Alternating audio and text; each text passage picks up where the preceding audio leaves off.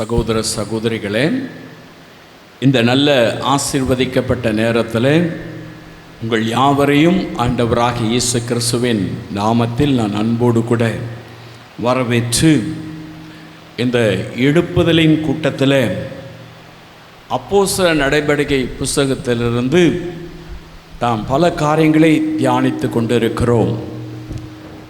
ஆதி நாட்களிலே ஆண்டவர் எப்படி நமக்கு எழுப்புதலை கட்டளையிட்டார், சீஷர்கள் மூலமா எப்படி ஆண்டவர் எழுப்புதலை நமக்கு காண்பித்து கொடுத்தார் என்பதை நாம் வேதத்தின் மூலமாய் அறிந்து கொள்ள முடிகிறது.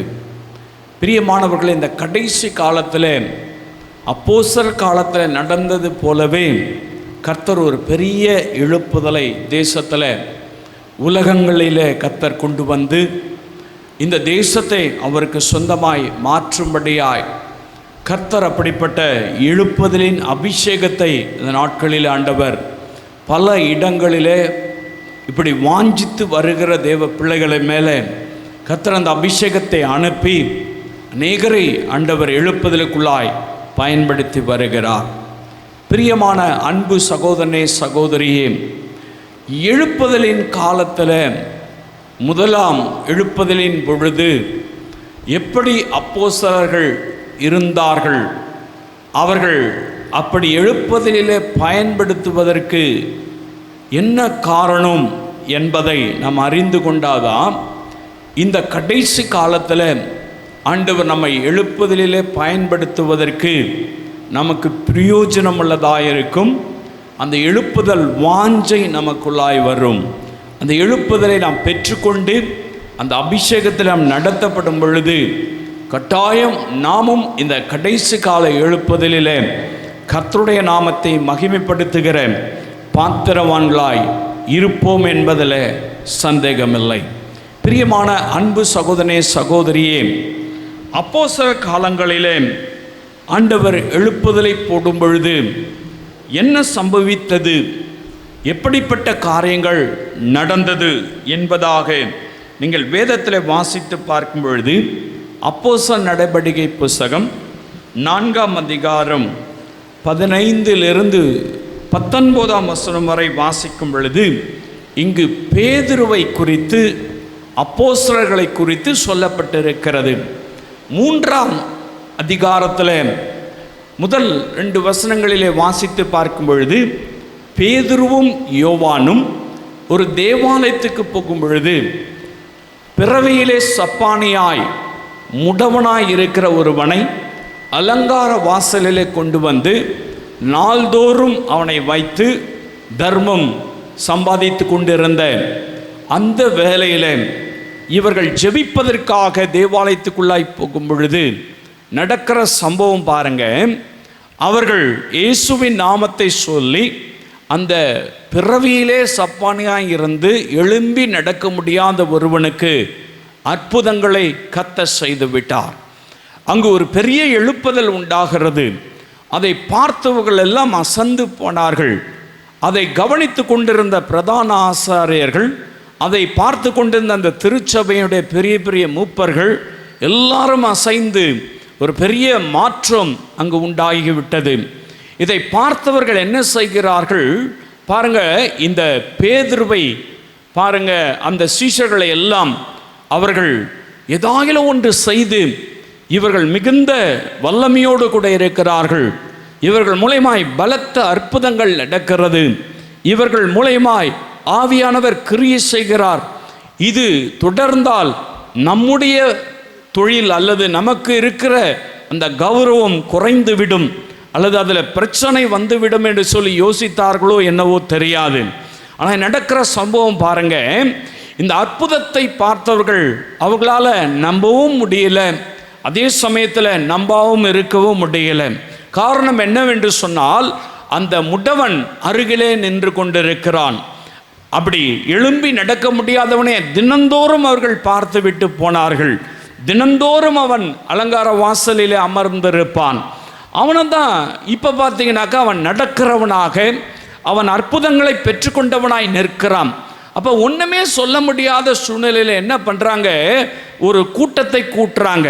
நீங்கள் வாசித்து பார்த்தீங்கன்னு சொன்னாக்கா அப்போஸ்தலர் நடவடிக்கை புஸ்தகம் 4ஆம் அதிகாரம் 5-6 வசனங்களில் வாசிக்கும் பொழுது ஒரு பெரிய கூட்டம் அங்கு கூட்டப்படுகிறது. இந்த அற்புதத்தை தடை செய்ய வேண்டும் என்பதற்காக அல்லது அதை செய்த அப்போஸ்தலர்களை நிறுத்த வேண்டும் என்பதற்காக இப்படிப்பட்ட ஒரு கூட்டம் நடக்கிறது. பாருங்க, வாசிக்க கேட்கலாம்.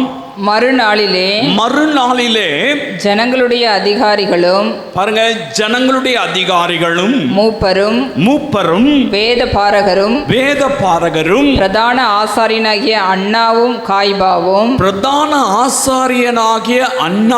காய்பாவும் யோவானும் அலெக்சந்தரும் பிரதான ஆசாரிய குடும்பத்தார் யாவரும் எருசலேமிலே கூட்டம் கூடி அவர்களை நடுவே நிறுத்தி, யார்னா பேதுரு அவரை சார்ந்திருக்கிற சீஷர்களை அப்போஸ்தலர்களை நடுவே நிறுத்தி, நீங்கள் எந்த வல்லமையினாலே எந்த நாமத்தினாலே இதை செய்தீர்கள் என்று கேட்டார்கள். போதும் பாருங்க, அவங்களுக்கு ஒரு கலக்கம் வந்துடுச்சு, ஒரு பயம் வந்துடுச்சு. உடனே என்ன செய்கிறாங்க? எல்லா மூப்பர்களும் கூடுறாங்க, அதிகாரிகள் கூடுறாங்க, பிரதான ஆசாரியர்கள் கூடுறாங்க, அண்ணா காய்பா கூடுறாரு. அது மாத்திரமல்ல, அலெக்சாந்தர் கூடுறாரு. அங்கு மாத்திரம் கிடையாது, அந்த பிரதான ஆசாரியர் குடும்பத்தார் எல்லாரும் கூடி அவங்கள விசாரணை பண்ணுறாங்க, அவங்கள இல்லாத காரியத்தை சொல்கிறாங்க. அப்போ பாருங்க, பேதுரு தைரியமாய் பிரசங்கம் பண்ணுகிறார். என்ன பிரசங்கம் பண்ணுறாரு பாருங்க. அவர் அந்த இடத்துல என்ன செய்கிறார்னாக்கா, பிரதான ஆசாரியர்கள்லாம் கூடி இருக்கும் பொழுது அவர் பிரசங்கம் பண்ணுறார். இயேசு கிறிஸ்துவை குறித்து, இயேசு கிறிஸ்து எப்படிப்பட்டவர் என்பதை குறித்து அவர்களுக்கு பிரசங்கம் பண்ணுகிறார். இந்த பிரசங்கத்தை கேட்டவங்களுக்கு பொறுக்க முடியல. என்ன செய்கிறாங்க பாருங்க, வாசிக்கலாம். அப்போஸ்தலர் நடவடிக்கை புஸ்தகம் 4ஆம் அதிகாரம் 15ஆம் வசனத்திலிருந்து 19ஆம் வசனம் வரை வாசிக்கலாம். அப்பொழுது அவர்களை ஆலோசனை சங்கத்தை விட்டு வெளியே போகும்படி, இப்ப விசாரணை பண்ணவங்களை ஆலோசனை சங்கத்தை விட்டு வெளியே துரத்திட்டாங்க, வெளியே போகும்படி கட்டளையிட்டு தங்களுக்குள்ளே யோசனை பண்ணிக்கொண்டு இந்த மனுஷரை நாம் என்ன செய்யலாம், இந்த அப்போஸ்தலர்களை என்ன செய்யலாம், எருசலேமிலே வாசம் பண்ணுகிற எல்லாருக்கும் தெரிந்திருக்கிறபடி வெளியரங்கமான அற்புதம் மடவன் கடந்தான், வாசல்ல கடந்தான், இப்ப எழும்பி நடக்கிறா, கூடவே இருக்கிறா. வெளியரங்கமான அற்புதம் இவர்களால் செய்யப்பட்டதே. அதை நாம் இல்லை என்று சொல்லக்கூடாது. ஆகிலும் இது அதிகமாய் ஜனத்துக்குள்ளே பரப்பாதபடிக்கு இது முதல் ஒருவரோடும் இந்த நாமத்தை குறித்து பேசக்கூடாது என்று, இந்த நாமத்தை, எந்த நாமம்? இயேசுவின் நாமத்தை குறித்து பேசக்கூடாது என்று அவர்களை உறுதியாய் பயமுறுத்த வேண்டும் என்று சொல்லிக்கொண்டு அவர்களை அழைத்து இயேசுவின் நாமத்தை குறித்து எவ்வளவும் பேசவும் போதிக்கவும் கூடாதென்று அவர்களுக்கு கட்டளையிட்டார்கள். கர்த்தருடைய பரிசுத்த நாமத்துக்கு மகிமை உண்டாவதாக. பாருங்க, பலத்த எதிர்ப்புகளின் மத்தியிலே அப்போஸ்தலர்கள் இந்த அபிஷேகத்தை பெற்றதனால தைரியமாய் பிரசங்கம் பண்ணினார்கள். ஹல்லேலூயா! தைரியமாய் ஊழியம் செய்தார்கள். கடைசி காலத்திலே கூட பாருங்க, கடுமையான எதிர்ப்புகள் வரலாம், சொந்த ஜனங்களாலே வரலாம், சொந்த மக்களாலே வரலாம். எந்த ஆலயத்துக்கு போனார்களோ அந்த ஆலயத்தினுடைய பிரதான ஆசாரியர்களாலே தான் இவர்களுக்கு பிரச்சனை வருகிறது. அங்கிருக்கிற மூப்பர்களாலே தான் இவர்களுக்கு பிரச்சனை வருகிறது. அங்கிருக்கிற அண்ணா காய்பாவாலே தான் இவர்களுக்கு பிரச்சனை வருகிறது. அந்த பிரதான ஆசாரியர்கள் எந்த சபைக்கு போனார்களோ அந்த சபையினுடைய குடும்பத்தாராலே தான் இவர்களுக்கு பிரச்சனை வருகிறது. பலத்த எதிர்ப்புகள் வருகிறது. இயேசுவின் நாமத்தை சொல்லக்கூடாது, பிரசங்கம் பண்ணக்கூடாது, போதிக்க கூடாது என்று அவர்களை மிரட்டுகிறார்கள், அவர்களை பயமுறுத்துகிறார்கள். அஞ்சாமல் கர்த்தருக்காக ஊழியம் செய்தார்கள். ஹல்லேலூயா. இந்த அபிஷேகத்தை பெற்றுக்கொண்டாக்கா இந்த கடைசி காலத்தில், எழுப்புதலின் காலத்தில் பலவிதமான மிரட்டல்கள் வரலாம், பலவிதமான அஞ்சும்படியான காரியங்கள் நடக்கலாம், அல்லது நம்மை வேதனைப்படுத்தும்படியான காரியங்கள் உண்டாகலாம். இந்த அபிஷேகத்துக்குள்ள நீங்க நடத்தப்படுவீங்கன்னு சொன்னாக்கா எதை குறித்தும் பயப்பட மாட்டீங்க. இவர் எதை குறித்தும் இந்த அப்போஸ்தலர்கள் பயப்படல. பாருங்க, அவங்கள மிரட்டுறாங்க. மிரட்டினதுக்கு அப்புறம் அவங்க பதில் சொல்றாங்க. என்ன சொல்றாங்க பாருங்க, வாசிக்கலாம். பேதுருவும் யோவானும் அவர்களுக்கு பிரதியுத்தரமாக தேவனுக்கு செவி கொடுக்கிறதை பார்க்கிலும், தேவனுக்கு ரொம்ப தைரியமா பிரசங்கம் பண்றாங்க பாருங்க. இதுக்கு முன்னாடி அவங்க பயந்துட்டு இருந்தாங்க. இதுக்கு முன்னாடி போய் வீட்டுக்குள்ள தாப்பாலிட்டு நடுங்கி கொண்டிருந்தாங்க. இப்ப சொல்றாங்க, தேவனுக்கு பயப்படுகிறதை காட்டிலும் உங்களுக்கு செவி கொடுக்கிறது. யாரை பார்த்து சொல்றாங்க? பிரதான ஆசாரியர்கள், அதிகாரிகள், அண்ணா, காய்பா, அலெக்சாந்தர், பிரதான ஆசாரிய குடும்பத்தார், அவங்கள பார்த்து, அந்த ஆலோசனை சங்கத்தாரை பார்த்து சொல்றாங்க, தேவனுக்கு செவி கொடுக்கிறதை காட்டிலும் உங்களுக்கு செவி கொடுக்கிறது தேவனுக்கு முன்பாக நியாயமாய் இருக்குமோ? தேவனுக்கு முன்பாக நியாயமாய் இருக்குமோ? தைரியம். ஹல்லேலூயா. அஞ்சாமல் ஊழியம் செய்கிறார்கள். இந்த அபிஷேகத்தை பெற்றுக்கிட்டீங்கன்னாக்கா என்ன நடந்தாலும் சரி பயப்பட மாட்டீங்க, பயப்படாம ஊழியம் செய்வீங்க. அவங்க சொல்றாங்களே, இவங்க சொல்றாங்களே, பயப்பட மாட்டீங்க. எதை குறித்தும் கவலைப்பட மாட்டீங்க. சத்தியத்தை சத்தியமாய் அறிவிப்பீர்கள். ஹல்லேலூயா. அதுக்கு தான் அந்த கடைசி கால எழுப்புதலிலே கர்த்தர் அந்த அபிஷேகத்தை போடுகிறார். இன்றைக்கு எல்லா இடங்களிலும் இப்படிப்பட்ட தடைகள் உருவாகிறது, பலத்த எதிர்ப்புகள் உருவாகிறது. பாருங்க, சில இடங்களில் ஆவிக்குரிய மக்களை சபைக்குள்ள சேர்க்கறதே கிடையாது, ஆவிக்குரிய விஷயங்களை பேசத்தே கிடையாது. இயேசுவின் நாமத்தை பாருங்க, இவங்க சொல்லக்கூடாது என்று சொல்லி கண்டித்தது போல இன்றைக்கு பார்த்தீங்கன்னா சபைகளிலே இயேசுவின் நாமத்தை சொல்ல மறுக்கிறார்கள். பல இடங்களிலே எதிர்ப்புகள், பயந்து நடுங்கி கொண்டிருக்கிறாங்க விசுவாசிங்க. ஐயோ, என் சபையாயிற்று, என்னுடைய மக்களாயிற்று, நான் என்ன செய்யறது? தெரியுது, தப்புன்னு தெரியுது, ஆனாலும் ஒன்றும் பேச முடியலையே, ஏன் இப்படி நடக்குதுன்னு தெரியலையே, நம்ம வேலையை பார்த்துட்டு நம்ம போலாம், இதுல நம்ம தலையிட்டோம்னாக்கா நமக்கு ஏதாவது பிரச்சனை வந்துருமோ? ஒருவேளை நீங்கள் பயப்படுகிறவர்களாக இருக்கலாம், நடுங்கி கொண்டிருக்கிறவர்களாக இருக்கலாம். ஒரு காலகட்டத்தில் இந்த அப்போஸ்தலர்கள் அப்படித்தான் இருந்தார்கள். ஆனால் அந்த அபிஷேகத்தை பெற்றவுடனே தைரியமாய் பிரசங்கம் பண்ணுகிறார்கள். என்ன நடந்தாலும் பரவாயில்ல, நீ மிரட்டினாலும் சரி, நீ பேசக்கூடாதுன்னு சொன்னாலும் சரி, நாங்கள் அதை தான் பேசுவோம், அதை தான் சொல்லுவோம். அவர்தான் அற்புதம் செய்கிறார், அவர்தான் ஜீவனுள்ள தேவன், அவர்தான் நீங்க சிலுவையில் அடித்துட்டீங்க, அவரை தான் நீங்க மரிக்க வைத்தீங்க, அவர்தான் உயிரோடு கூட எழுந்தார், வானத்திலும் பூமியிலும் சகல அதிகாரம் உடையவர், இயேசுவின் நாமமே அல்லாமல் வேறொரு நாமத்தினால ரட்சிப்பு இல்லை என்று சொல்லி அதே பிரதான ஆசாரியர்களுக்கு, அதே அண்ணா காய்பாவுக்கு, அதே அதிகாரிகளுக்கு, அங்க இருக்கிற எல்லா மக்களுக்கும், அதிகாரத்தில் இருக்கிறவர்களுக்கு, ஆலோசனை சங்கத்துக்கு தைரியமாய் பிரசங்கம் பண்ணுகிறார்கள். எங்கிருந்து அந்த தைரியம் வந்துச்சு? பயந்து நடுங்கி கொண்டிருந்தவங்க, ஓட்டம் பிடிச்சவங்க, இயேசுவே தெரியாத மறுதலிச்சவங்க, இயேசுவை அறியலன்னு சொல்லிட்டு ஓடி ஒளிஞ்சவங்களுக்கு எப்படி அந்த தைரியம் வந்தது? அபிஷேகத்தின் வல்லமை. கடைசி காலத்தில் நீ இந்த அபிஷேகத்தை பெற்றுக்கொள்ளனாக்கா நீ மறுதலிக்கிறவனா மாறி போவ.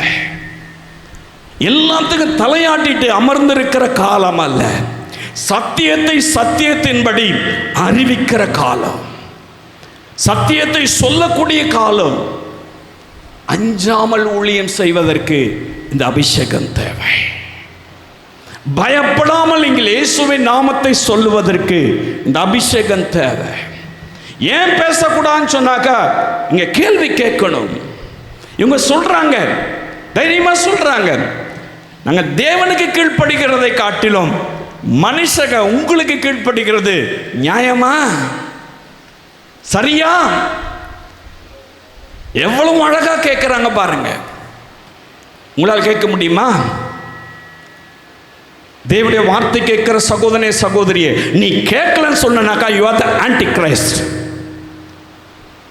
தலையாட்டிட்டு உட்கார்ந்து போகிறதுக்கு அல்ல, ஒத்து போகிறவனா போனன்னு சொன்னாக்கா, கொலையாளிக்கு நீ இடம் கொடுத்தன்னு சொன்னா நீயும் கொலையாளி தான். இந்த கடைசி காலத்தில் உனக்கு இந்த அபிஷேகம் தேவை. எதை குறித்து நம்ம எல்லாரும் மேல அன்பு வைத்து இருக்கணும், எல்லாரையும் நேசிக்கணும். ஆனால் வேதத்தோடு கூட தேவனுடைய வார்த்தையோடு கூட காம்ப்ரமைஸ் ஆகக்கூடாது. தேவனுடைய வார்த்தைக்கு உண்மையாக இருக்கணும்.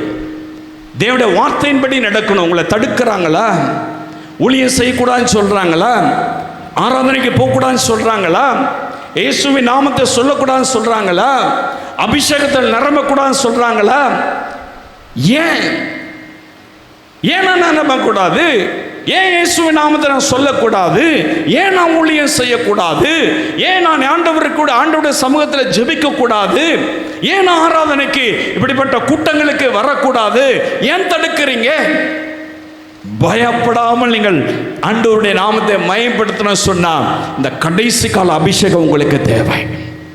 எழுப்புதல் அபிஷேகம் தேவை.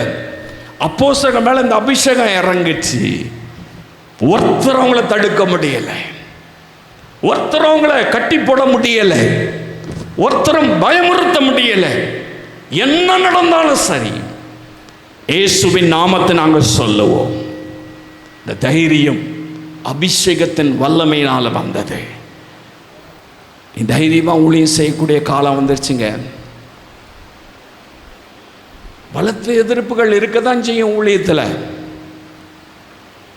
நான் இங்க நின்று பேசுறேன்னு சொன்னாக்கா எதிர்ப்புகள் எல்லாம் இல்லாம இல்லை, பலத்த எதிர்ப்புகளை நான் சந்தித்தவன். அநேக திருச்சபைகளில் ஊழியத்துக்கு போகக்கூடாதுன்னு தடை பண்ணாங்க. சில குறுக்கில் வந்து நின்று முன்பாக இருக்கிற கடைகளில் உட்கார்ந்து இப்படிப்பட்ட இடங்களுக்கு ஊழியத்துக்கு வரும்பொழுது என் சபை விசுவாசிங்க வர்றாங்களான்னு சொல்லி வாட்ச் பண்ணி அவங்களெல்லாம் பிடிச்சிட்டு போன காலம் உண்டு. சில பாதி வழியில் நின்று அப்படி பைபிள் எடுத்துகிட்டு வரவங்கள துரத்தி விட்டவங்க உண்டு.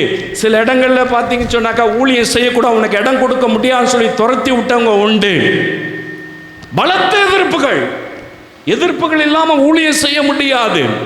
சோர்ந்து போகக்கூடாது. பிரியமான அன்பு சகோதரனே, இன்னைக்கு இந்த இடத்துல இயேசுவின் நாமத்தை மகிமைப்படுத்தும்படியாய், இந்த எழுப்புதலை குறித்து பேசும்படியாய் வைத்தது எனக்குள்ளாய் இருக்கிற ஆவியானவர். நான் உங்களுக்கு தைரியமா சொல்ல முடியும். எத்தனையோ நபர்கள் ஒரு ஃபெலோஷிப்பை கூடிச்சு, அதில் இருந்து ஒருத்தர் சொன்னாரு, அந்த நாட்களில் போஸ்டர்ஸ் எல்லாம் ஒட்டுவோம் ஊழியத்தில் இப்படி நடக்குதுன்னு சொல்லி ஆரம்ப நாட்களில். அந்த போஸ்டரை பார்த்துட்டு ஒரு சீனியர் பாஸ்டர் எல்லாரும் கூடி பேசினாங்களாம், இவனை இப்போவே கிள்ளி போடணும், இவனை விட்டாக்கா இவன் வளர்ந்துருவான், இவனை இப்போவே கிள்ளி போடணும்னு சொன்னாங்க. கிள்ளி போடணும்னு சொன்னவங்களாம் எங்கேயோ மூளைக்கு போயிட்டாங்க. கர்த்தருடைய நாமம் மையப்படும்படியாக சொல்கிறேன், தைரியமாய் கர்த்தர் ஊழியம் செய்ய வைத்தார். நான் எதை குறித்தும் பயப்பட மாட்டேன். No compromise. வேத வசனத்தோடு கூட எந்த விதத்தில் யார் இடத்துல நான் காம்ப்ரமைஸ் ஆக மாட்டேன். காரணம் என்னன்னு சொன்னாக்கா மேல இருக்கிற அபிஷேகம். இந்த கடைசி காலத்தில் நம் சத்தியத்தில் நிற்கணுங்க. That is very important. அதுதான் மிக முக்கியமானது. சத்தியத்தில் நிற்கலன்னு சொன்னா என்ன ஆசீர்வாதத்தை பெற்று என்ன பிரயோஜனம்? இங்க பாருங்க, அவ்வளவு அற்புத அடையாளங்கள் நடக்குது. மறண்டு போய் நிற்கிறாங்க. திருச்சபையே மறண்டு போய் நிற்குது, தேவாலயமே மறண்டு போய் நிற்குது. அவ்வளவு அற்புதம் நடக்குது. இதுக்கு மேலே விட்டாக்கா நமக்கு என்ன ஆகுமோ? நம்முடைய காரியம் என்ன ஆகுமோ? என் சபை என்ன ஆகுமோ? என் ஊழியம் என்ன ஆகுமோ? ஊழியம் கிடையாது, உன் சபை கிடையாது, அது கர்த்தருடையது, அது தேவனுடையது. எந்த ஒரு மனிதனும் யாரையும் ரட்சிக்க முடியாது.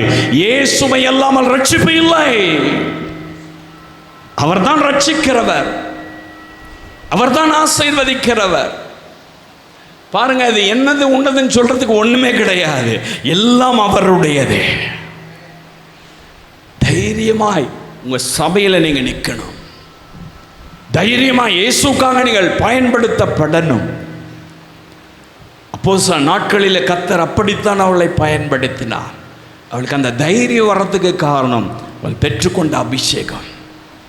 அவள் பெற்றுக்கொண்ட அபிஷேகம். எனக்கும் அபிஷேகத்துக்கு சம்பந்தம் இல்லை, எனக்கும் அதுக்கும் சம்பந்தம், எழுப்புறதுக்கு சம்பந்தம் இல்லை. இல்லை இல்லை இல்லை, உங்களுக்கு ரொம்ப க்ளோஸாக இருக்கு. இன்னும் ஆண்டவர் நெருங்கி உங்களை வந்து கொண்டே இருக்கிறார். அவருடைய அபிஷேகம் உங்களை நெருக்கியே. நீங்கள் அந்த அபிஷேகத்துக்குள்ளே வந்தால் ஒரு மனிதன் உங்களை கண்ட்ரோல் பண்ண முடியாது. ஒரு மனிதனோடு நீங்கள் காம்ப்ரமைஸ் ஆக முடியாது. எல்லாரையும் நேசிப்போம். அட் த சேம் டைம் அதே சமயத்தில் தவறான உபதேசங்கள், ஆண்டவருடைய வசனத்துக்கு விரோதமான காரியங்கள், ஆண்டவருடைய வசனத்தை புரட்டுகிற காரியங்களை ஒருபொழுதும் அனுமதிக்க முடியாது. ஏன்னா நம்ம மேலே இருக்கிற அபிஷேகத்தை பெற்றிருக்கீங்களா? மௌனமாக இருக்கீங்களா? தப்புன்னு தெரிஞ்சு மௌனமாக இருக்கீங்களா? அது காலம் அல்ல, அது காலம் அல்ல. கர்த்தருக்காய் எழும்ப வேண்டிய காலம். இந்த பேதுரும் யோவானும் அவனோடு கூட இருந்த அப்போஸ்தலர்களும் மௌனமாக இருந்திருப்பாங்கன்னு சொன்னாக்கா இத்தனை நிருபங்களை அவங்களை எழுதியிருக்க முடியாது, இவ்வளவு ஊழியங்களை செய்திருக்க முடியாது, இத்தனை கடல் கடந்து எல்லா தேசங்களுக்கும் ஊழியம் கொண்டு போயிருக்க முடியாது, இன்றைக்கு நீங்களும் நானும் இயேசு கிறிஸ்துவை அறிந்திருக்க முடியாது. அவ்வளவு தைரியமாய் பிரசங்கம் பண்ணினார்கள். அவங்கள போதிக்க கூடாதுன்னு சொல்றாங்க, இயேசுவின் நாமத்தை சொல்லக்கூடாதுன்னு சொல்றாங்க, நீங்க எந்த இடத்துல டீச் பண்ணக்கூடாதுன்னு சொல்றாங்க, பேசக்கூடாதுன்னு சொல்றாங்க. அதை மீறி ஆண்டவருடைய நாமத்தை மயப்படுத்துறாங்க. உங்களுக்கு கீழ்ப்படுத்த காட்டிலும் என் தேவனுக்கு கீழ்ப்படியறது தான் முக்கியம். அந்த அபிஷேகம் அப்படி பேச வைத்தது, அந்த அபிஷேகத்தின் வல்லமை அப்படி பேச வைத்தது. இந்த கடைசி காலத்தில் நீங்கள் பயன்படுத்தப்பட வேண்டுமா? நீங்கள் அஞ்சாம ஊழியம் செய்யணுமா? பயப்படாம ஊழியம் செய்யணுமா? உங்களுக்கு தேவை இழுப்பதிலே ஆவியானவர். ஹல்லேலூயா! இழுப்பதின் அக்கினி, இழுப்பதின் வல்லமை நமக்கு தேவை. ஹல்லேலூயா! இரண்டாவது காரியம், இந்த அப்போஸ்தலர்கள் எப்படிப்பட்டவளாக இருந்தாங்க வாசித்து பார்க்கலாம். அப்போஸ்தலர் நடவடிக்கை புத்தகம் 7ஆம் அதிகாரத்தில் 54 60 வசனங்களை வாசிக்கும் பொழுது இங்கு ஸ்தேவானை குறித்து சொல்லப்பட்டிருக்கிறது. நீங்கள் வேதத்தில் வாசித்து பார்க்கும் பொழுது பாருங்க, ஸ்தேவானை குறித்து வேதம் சொல்கிறது பாருங்க. 6ஆம் அதிகாரத்தில் 8, 9, 10 வசனங்களை வாசித்து பார்க்கும் பொழுது இந்த ஸ்தேவான் எப்படிப்பட்டவனாய் இருக்கிறான் வாசிக்கலாம். அப்போஸ்தலர் 6ஆம் அதிகாரம் 8, 9, 10 வசனங்களை வாசிக்கலாம். ஸ்தேவான் விசுவாசத்தினாலும் வல்லமையினால் நிறைந்தவனாய் ஜனங்களுக்குள்ளே பெரிய அற்புதங்களையும் அடையாளங்களையும் செய்தான். அப்பொழுது லிபர்த்தீனர் எண்ணப்பட்டவர்களின் ஆலயத்தை சேர்ந்தவர்களிலும் சிரேனா பட்டணத்தாரிலும் அலெக்சாந்திரியா பட்டணத்தாரிலும் சிலிசியா நாட்டாரிலும் ஆசியா தேசத்தாரிலும் இருந்து சிலர் எழும்பி ஸ்தேவானுடனே தர்க்கம் பண்ணினார்கள். ஸ்தேவானோட தர்க்கம் பண்றாங்க. அவன் பேசின ஞானத்தையும் ஆவியையும் எதிர்த்து நிற்க அவர்களால் கூடாமற் போயிற்று. ஒரு பெரிய கூட்டம் அங்க பாருங்க, ஒரு பெரிய கூட்டம். பேதுரு, யோவான் அப்போஸ்தலர் பேசக்கூடாது, நீங்க சொல்லக்கூடாது, இதை பண்ணக்கூடாதுன்னு சொல்லி மிரட்டுறாங்க. இங்க பாருங்க, ஒரு பெரிய கூட்டம் எழும்பி ஆர்கியூ பண்றாங்க, தர்க்கம் பண்றாங்க ஸ்தேவானோடு கூட. அப்படி தர்க்கம் பண்ணும் பொழுது ஸ்தேவான் ஒரு பெரிய பிரசங்கம் பண்றாரு. யாருக்கு பண்றாருனாக்கா பாருங்க, ஸ்தேவான் பிரதான ஆசாரியர்களுக்கும் பிரசங்கம் பண்றாரு. பாருங்க, ஆபிரகாமை குறித்து பேசுறாரு, பாருங்க இஸ்ரவேலை குறித்து பேசுறாரு. அந்த அதிகாரம் முழுவதும் நீங்க வாசிச்சு பார்த்தீங்கன்னா 7ஆம் அதிகாரம் முழுசும் யோசேப்பை குறித்து பேசுறாரு, மோசே குறித்து பேசுறாரு, ஆரோனை குறித்து பேசுறாரு, யோசுவாவை குறித்து பேசுறாரு, சாலமோனை குறித்து பேசுறாரு, பரிசுத்த ஆவியானவரை குறித்து பேசுறாரு. பாருங்க எனக்கு அன்பானவர்களே, தீர்க்கதரிசிகளும் இயேசு கிறிஸ்துவை குறித்து பேசுறார். அவ்வளோ பெரிய பிரசங்கம், அந்த அதிகாரம் முழுவதும் அவ்வளோ பிரசங்கம் பண்றாங்க. அப்படி பிரசங்கம் பண்ணும் பொழுது அங்கிருந்த பிரதான ஆசாரியர்களுக்கு, அங்கிருந்த மக்களுக்கெல்லாம், அந்த மூப்பர்களுக்கு, தலைவர்களுக்கெல்லாம் அந்த தர்க்கம் பண்ணாங்க பாருங்க, ஒரு பெரிய லிஸ்ட் வாசம் இல்லை, அந்த மக்களுக்கெல்லாம் பெரிய கோவம் வந்துருச்சு. பெரிய கோவம் வந்த உடனே பாருங்க 54 வசனத்திலிருந்து வாசிக்கலாம். 7ஆம் அதிகாரம், அப்போஸ்தலர் 7ஆம் அதிகாரம் 54 இருந்து. இவைகளை அவர்கள் கேட்டபொழுது இவன் பண்ண பிரசங்கத்தை அவங்க கேட்டபொழுது மூர்க்கமடைந்து, மூர்க்கம்னா பெரிய கோபம், கோபம் வந்துருச்சு. அவனை பார்த்து பல்லை கடித்தார்கள். பல்ல நரன்னு கடிச்சிருப்பாங்க. பல்ல கடிக்கிறானா எவ்வளவு கோபம் வந்திருக்கும் பார்த்துங்க. அவ்வளவு கோபம் வந்துருச்சு, பல்ல கடிச்சு. வாசி. அவன் பரிசுத்த ஆவியினால் நிறைந்தவனாய் வானத்தை அண்ணாந்து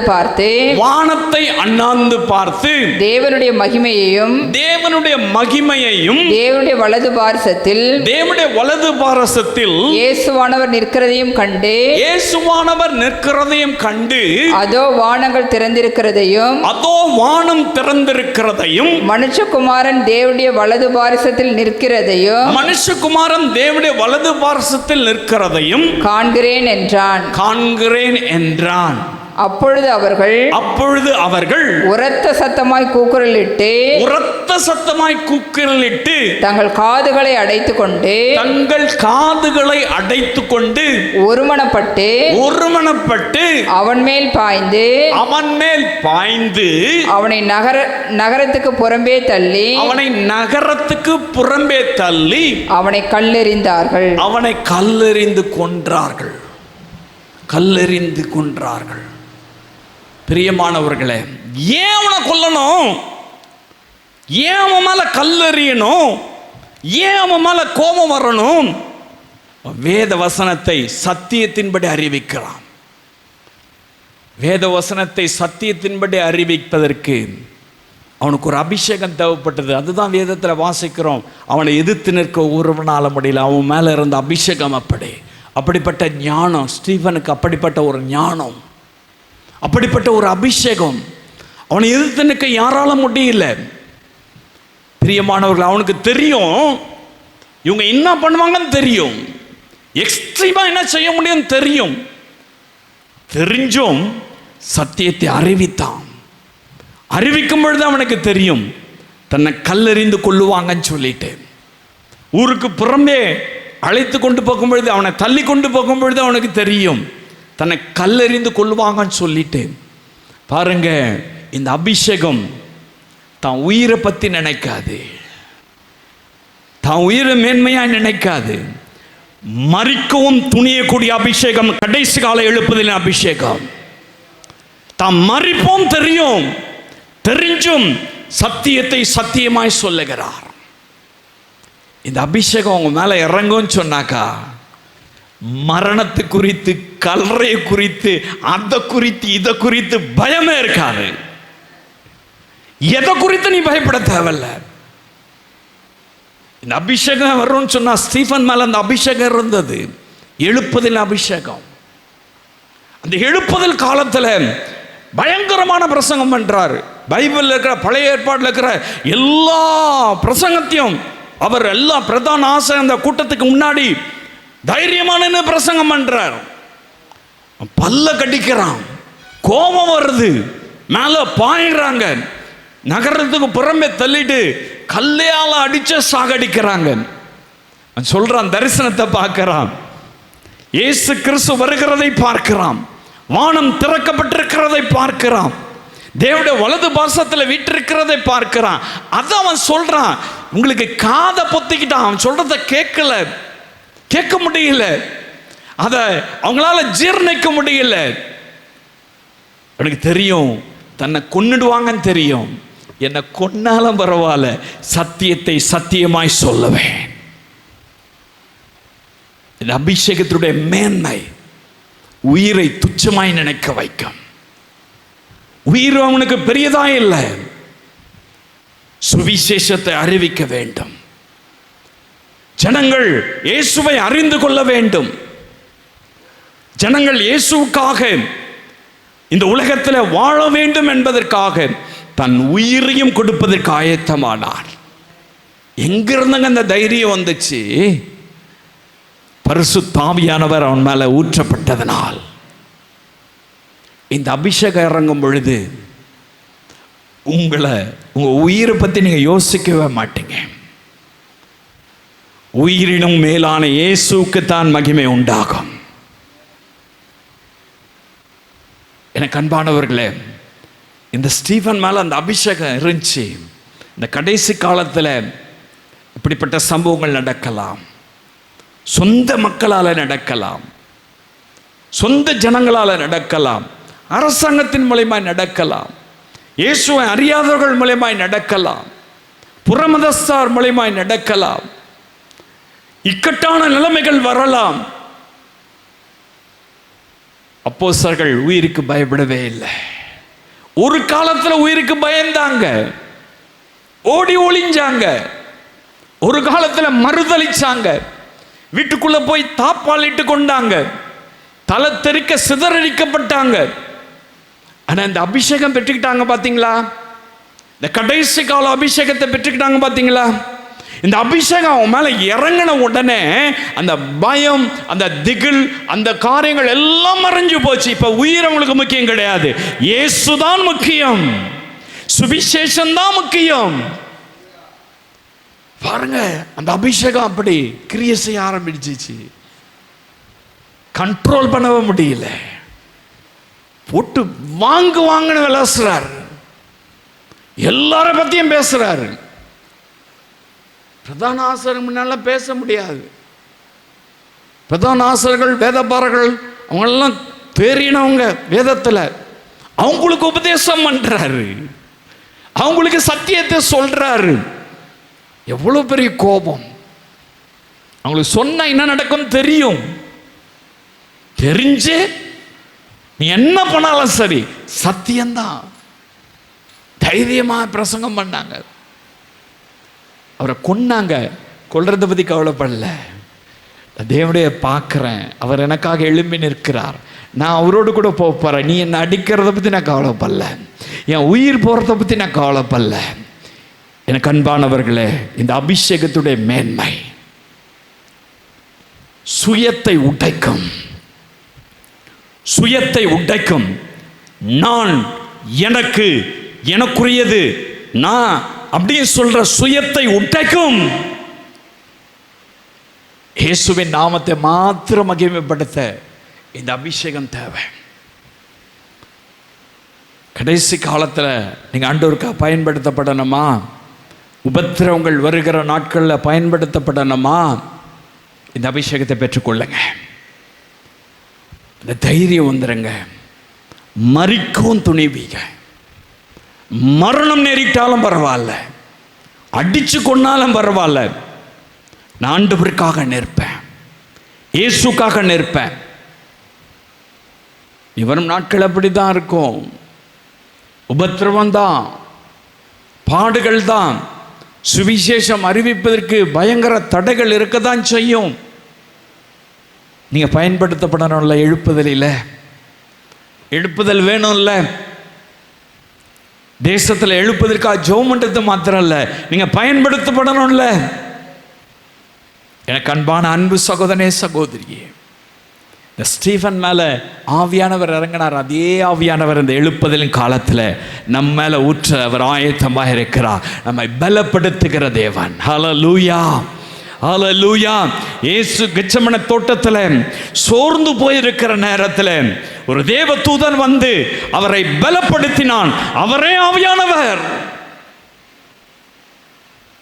பலப்படுத்துவார். மரிக்கிறதுக்கு நீ ரெடியாரு, சிலுவை சுமப்பதற்கு நீ ரெடியாகிரு, பாடுகளை அனுபவித்தற்கு நீ ரெடியாகிரு. அவனை இயேசு கிறிஸ்துவை பலப்படுத்தினான். இது அபிஷேகம் உங்களுக்கு தேவை. பரிசுத்த ஆவியானவருடைய அபிஷேகம் தேவை.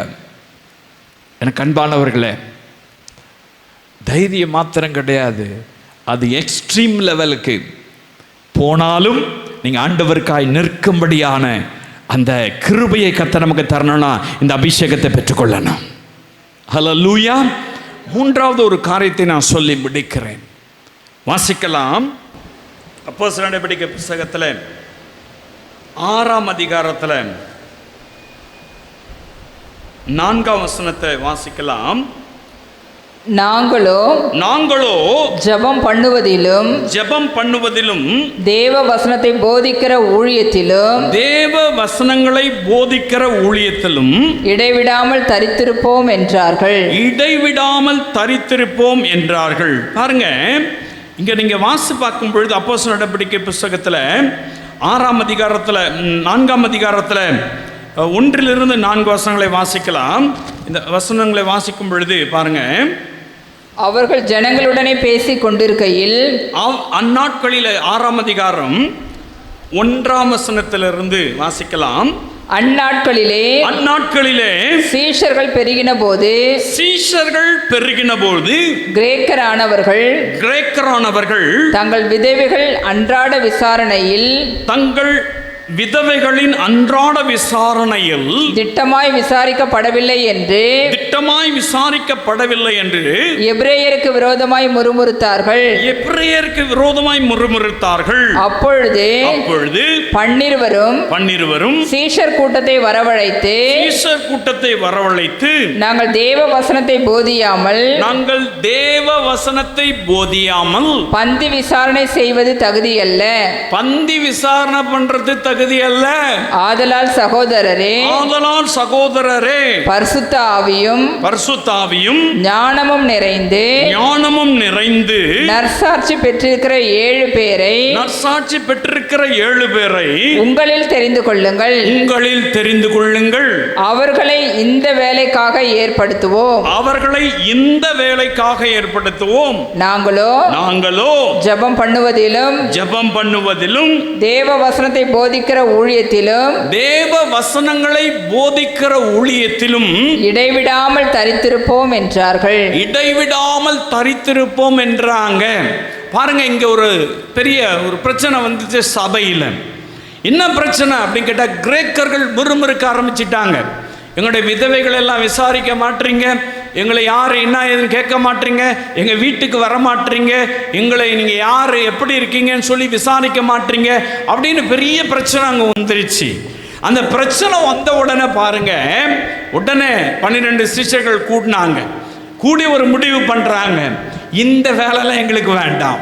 இந்த பந்தி விசாரணை பண்ணுறது, நீ சாப்பிட்டியா சாப்பிட்லையா, நல்லா இருக்கியா நல்லா இல்லையா, இது அதுன்னு சொல்லி நான் விசாரிக்கிறதுக்கு எங்களுக்கு அந்த வேலை கிடையாது. அதுக்கு வேற ஆட்களை நம்ம நியமிச்சுக்கலாம். அதுக்குன்னு வேற ஆட்கள் இருக்காங்க. நாங்கள் எப்படி இருக்கிறோம்? ஜெபம் பண்ணுவதிலும் வேத வசனத்தை போதிக்கிற ஊழியத்திலும் இடைவிடாமல் நாங்கள் இருப்போம் சொல்லி ஒரு முடிவு பண்றாங்க. பிரியமானவர்களே, அவர்களுடைய வாழ்விலே இந்த அபிஷேகத்தை காத்து கொள்வதற்கு அவர்கள் ஜெபம் பண்ணுவதிலும் ஊழியம் செய்வதிலும் உறுதியாயிருந்தார்கள். ஜெபம் பண்ணுவதிலும் ஊழியம் செய்வதிலும் உறுதியாயிருந்தார்கள். எனக்கு அன்பானவர்களே, இந்த கடைசி நாட்களில் இந்த அபிஷேகத்தை நீங்க பெற்றுக்கொண்டு இதை காத்து கொள்ளணும்னாக்கா உங்களுடைய ஜெப வாழ்க்கை முக்கியம். ஜெபம் முக்கியம். நீங்க சாப்பாடு போட்டாக்கா அது வேற விஷயம், ஏழைக்கு உதவி செஞ்சா அது வேற விஷயம். அதுக்கு 1008 பேர் இருக்கான். அதுக்கு இயேசுவை தெரிஞ்சவனா இருப்பான், தெரியாதவனா இருப்பான், எல்லாம் உதவி செய்யறான். அதுக்கும் ஊழியத்துக்கும் சம்பந்தம் கிடையாது. அதுக்கும் ஜெப வாழ்க்கைக்கு சம்பந்தம் கிடையாது. நாங்க இந்த பாரத்தை சுமக்க ஆயத்தமா இல்லை. அப்போஸ்தலர் தெளிவா சொல்லிட்டாங்க. 12 சீஷர்களை சொல்லிட்டாங்க, 12 பேரும் நாங்க இதை செய்யறதுக்கு நாங்க ஆயத்தமா இல்லை. எங்க வேலை சுவிசேஷம் சொல்றதும் ஜெபம் பண்றது தான். அதுக்குன்னு தனியாக ஆட்களை நியமிச்சிருங்க. இந்த எழுப்புதல் இங்க பயன்படணும்னாக்கா எனக்கு செய்த காரியம் பயப்படாம ஊழியம் செஞ்சாங்க. 2வது காரியம் அவங்க பார்த்தீங்கன்னாக்கா, சாட்சியாய் மரணம் நேரிட்டாலும் மரிச்சாலும் பரவாயில்ல, நான் ஆண்டவருக்காக நிற்பேன். மரிக்கும் துணிந்தார்கள். மூன்றாவது காரியம், அவங்க ஜெபம் பண்ணுவதில் உறுதியாக இருந்தார்கள். அவங்கள தான் கர்த்தர் பயன்படுத்த முடியும். அவங்கள தான் அந்த எழுப்புதலில் கர்த்தர் பயன்படுத்த முடியும். எனக்கு என்ன வந்துச்சுன்னு உட்காந்துருந்தீங்கன்னாக்கா உட்கார்ந்த மாதிரி தான் போவீங்க. என்னதான் கத்தி பிரசங்கம் பண்ணாலும், என்னதான் சத்தியத்தை சொன்னாலும், என்ன வேதவசங்களை சொன்னாலும், நான் இருக்கிறபடி தான் இருப்பேனாக்கா நீங்களாச்சு ஆண்டவராச்சு. எழுப்புதல் காலத்தில் மௌனமாக இருக்கிற காலம் அல்ல. கண்டும் காணாத போகிற தேவன் அல்ல, எல்லாவற்றையும் அறிந்து ஆராய்ந்திருக்கிற தேவன். எல்லாம் அவருக்கு தெரியும்.